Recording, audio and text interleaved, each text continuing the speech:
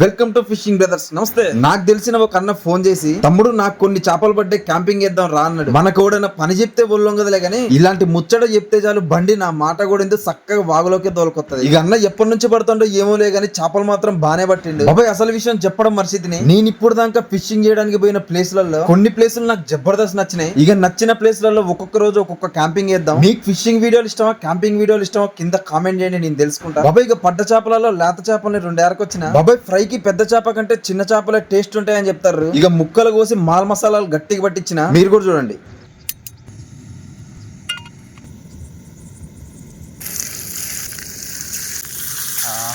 Sound బాగుంటుంది దానికి.